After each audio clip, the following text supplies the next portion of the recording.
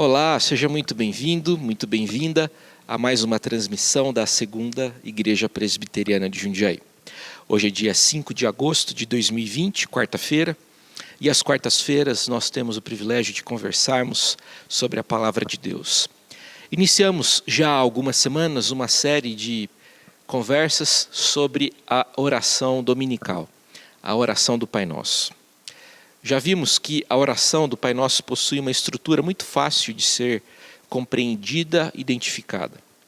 A oração começa com uma invocação inicial, Pai Nosso que estás nos céus. E depois dessa invocação vem 6 pedidos.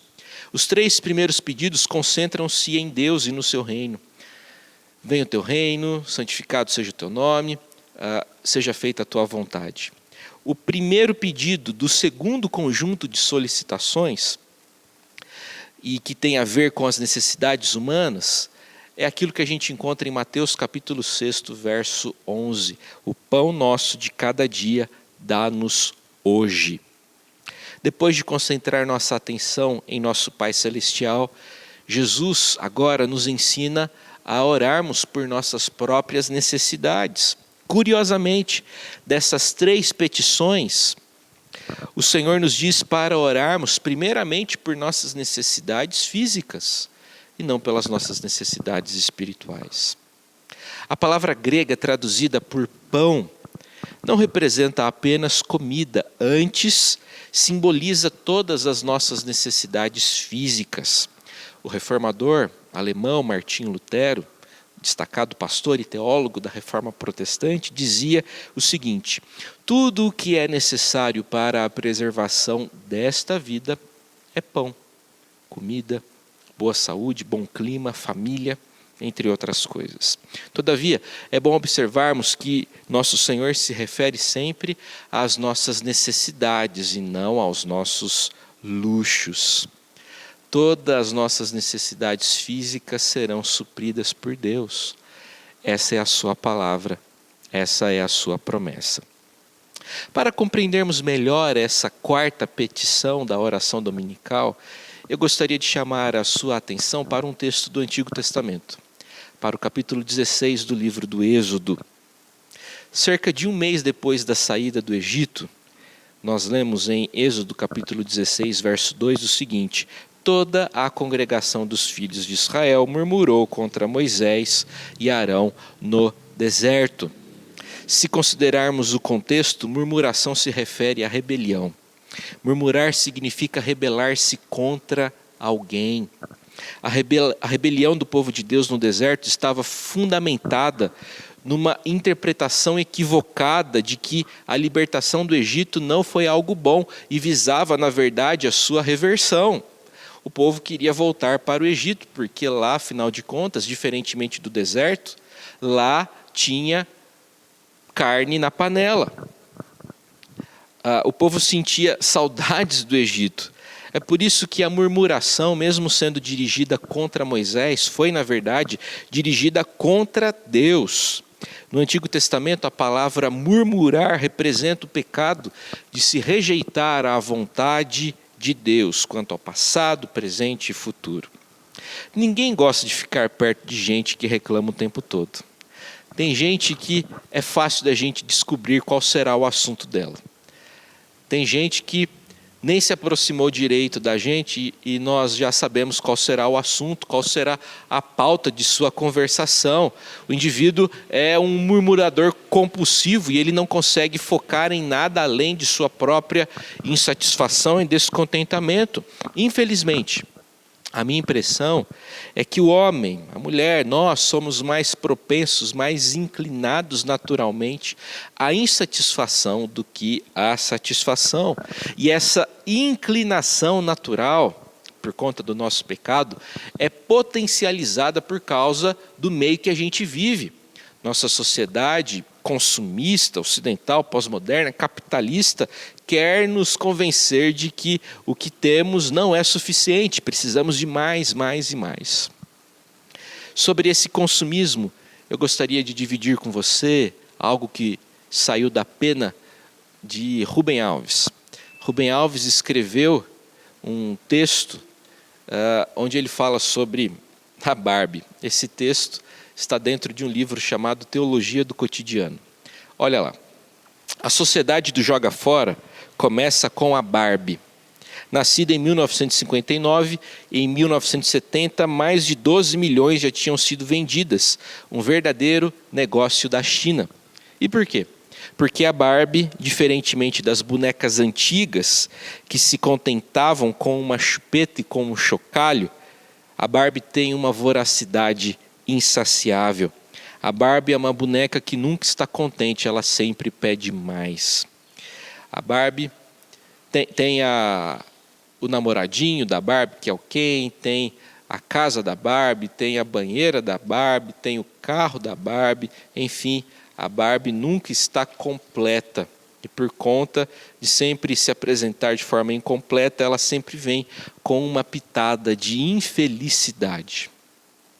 Se a gente se concentrar apenas nas coisas desse mundo, se a gente se concentrar apenas naquilo que a gente não tem e gostaria de ter, ficaremos comprometidos com a insatisfação e nos tornaremos murmuradores, gente chata, gente reclamona, gente insatisfeita. A única coisa que pode nos livrar disso, dessa vida medíocre, é o Evangelho de Jesus. O Evangelho nos dá contentamento. A convicção de que Deus se relaciona comigo, não por causa do que faço ou deixo de fazer, mas por causa do que Jesus fez por mim, essa verdade que me reconcilia com Deus, isso me dá motivos para ser grato e para viver de forma contente.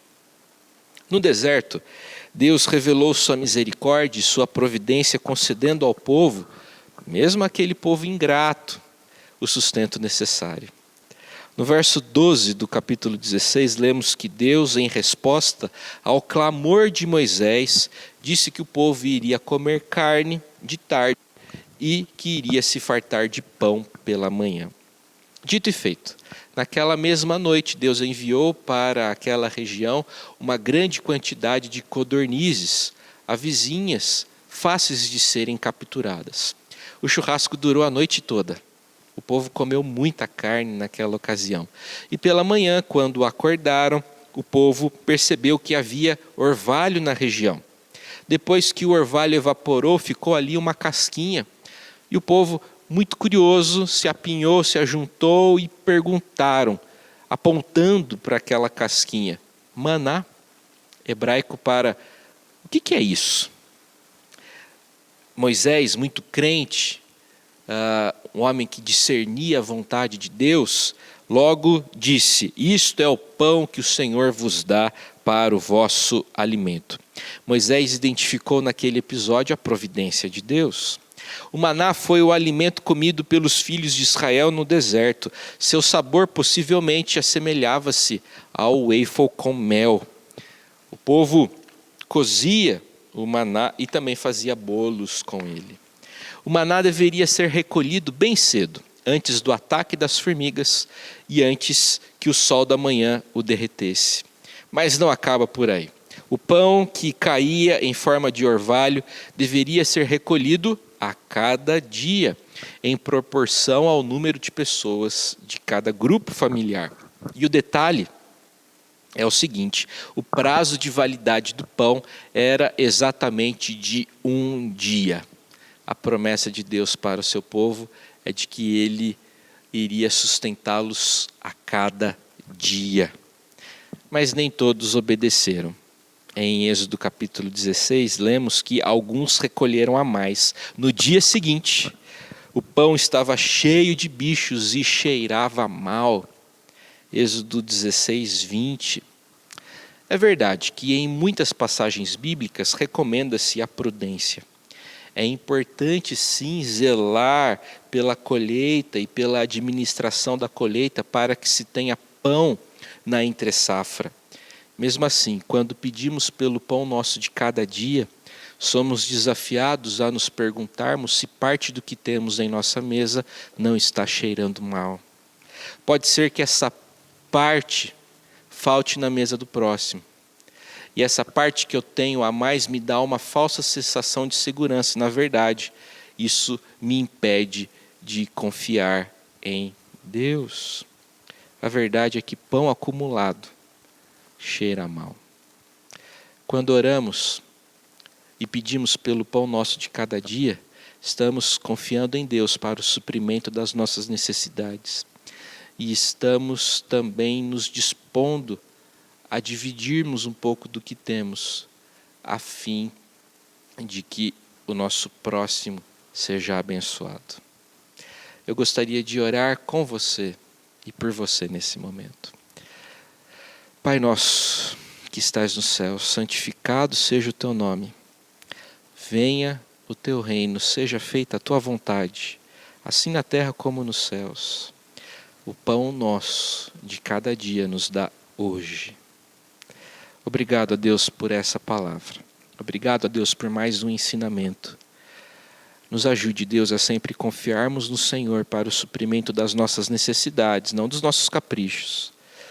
E, ó Pai, nos ensine a sempre estarmos dispostos para ajudarmos e para suprirmos as necessidades do nosso próximo.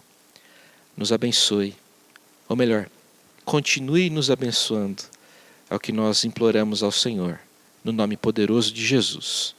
Amém.